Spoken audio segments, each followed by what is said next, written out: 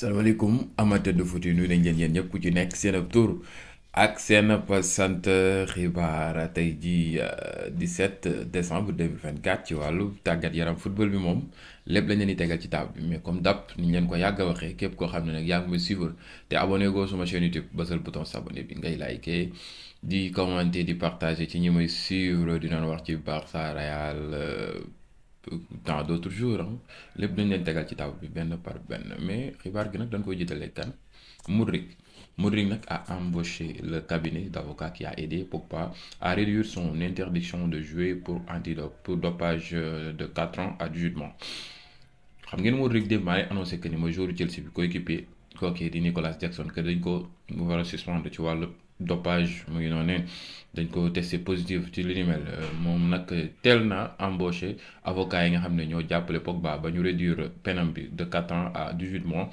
jël na leen l'Ukrainien ne peut pas jouer pour Chelsea pendant sa suspension provisoire et ne peut pas s'entraîner sur le terrain d'entraînement de Chelsea moom nag du mën a football ak Chelsea te du mën a entraîner ak Chelsea ci période bi nga xam ne ni moom nag lan ko suspendre provisoirement joxeguñ date fixe bi nga xam ne nañ ko nar a teg du ko football mu doon ko ne koo xam ne nii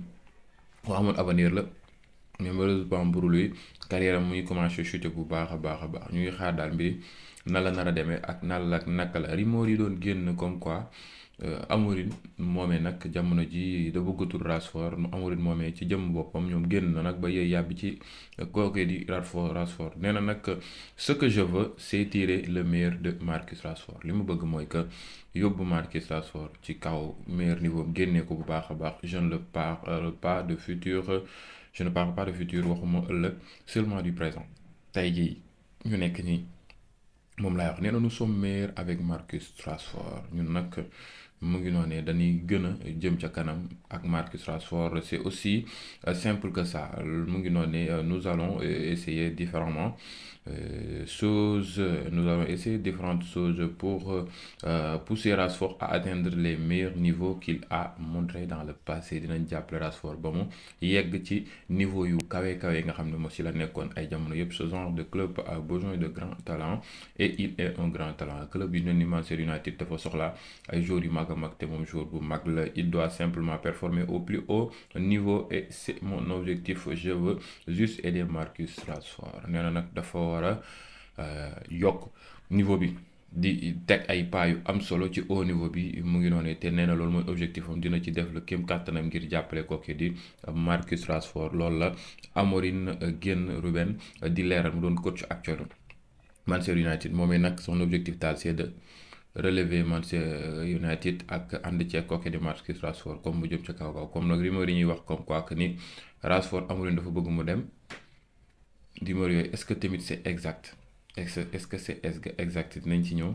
benn par benn Manchester United est en négociation avancée pour renouveler le contrat d'Ahmed Diallo United nag actuellement mu ngi négocier yu kawe pour mën a prolonger contrat Ahmed Diallo l'Ivoirien mu ngi noonu son contrat actuel expire cet été mais il devrait prolonger contrat am nag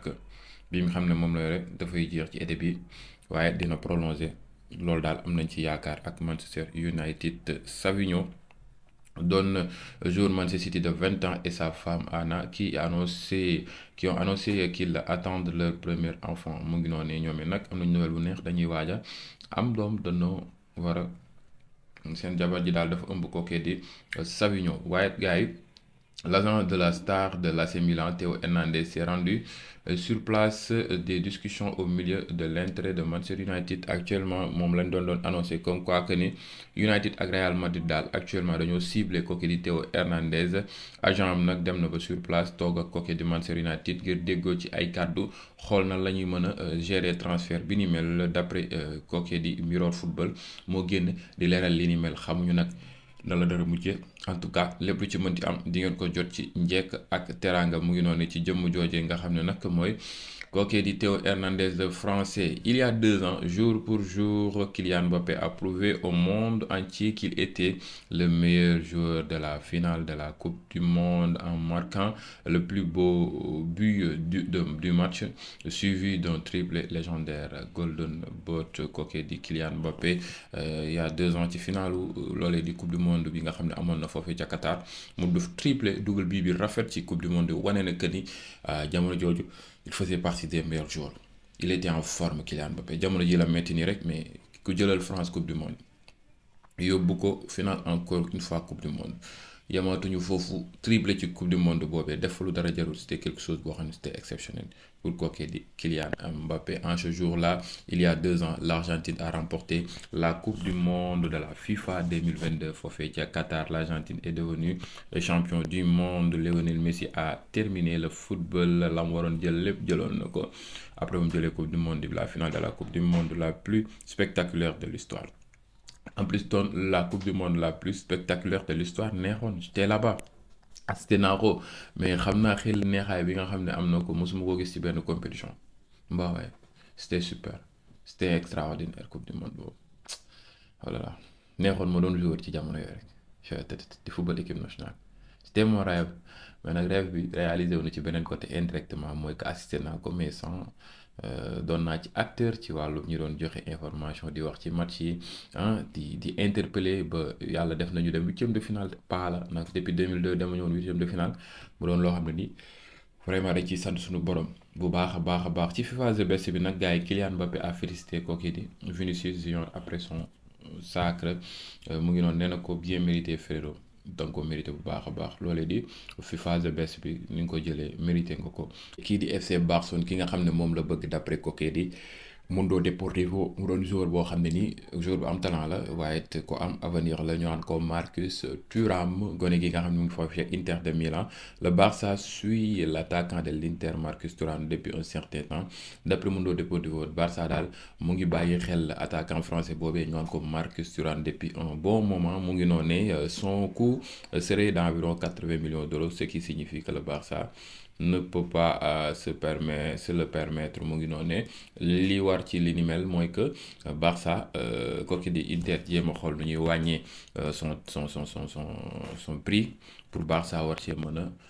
gën a sóobu waaye Barça daal gone googee intéressé wu na ci bu baax a baax ki nga xam ne nag jàpp nañ ne peut-être intéressé wu na ci kooku def FC Barcelone muy kan Marcus Rashford nag boo xoolee ci benn publication Lamine Yamal moom la génn commentaire ko mu ngi noonu def ci feu maanaam wane ne kooku di Lamine Yamal daal actuellement il est exceptionnel mu ngi def lu dara jarul te boobu Lamine Yamal mu ngi doon célébrer trophée loolee di Golden Boyam boobee Marcus Rashford jour Manchester United ñëw ba ci jour FC Barcelone boobee di Lamine Yamal ñëw commentaire ngir wane vraiment amuuram ci loolee di mën naa ni kooku di mën naa ni Lamine Yamal mu doon joueur boo xam ne nii Barça doon na ko fi suivre pour ci peut-être excentré gauche bu amul kooku di mën naa ni Nico Williams pour mu mën a am kooku di Marcus Rashford pour deuxième plan man nag Marcus Rashford joueur la boo xam ne bu amee confiance peut-être war na leen cee mën a génne te c'est un joueur polyvalent mën na football comme excentré gauche waaye mën na football comme pointe di mën di pallier parfois absence kooku di Lewandowski c'est pas nag nan la nar a mujjee ou pas mais en tout cas il a apprécié kooku di Lamine Yamal loolu est-ce que lu signe aussi pour war ne pour def clin d'œil waa FC Barcelone ci rumeur yi jot a rot comme quoi Marcus Rashford Manchester United bëggatu ko téye da ko bëgg a bàyyi mu dem profito foofee mën a am club bu mel ni FC Barcelone xamaguñu nag mais en tout cas jàngat la rek mu ngi noonu ngeen xamee ko noonu may xaar ci commentaire nan ngeen ko gisee jàmm ci yéen gars yi ba beneen yoon ci yeneen vidéo merci à vous caa ngeen jëf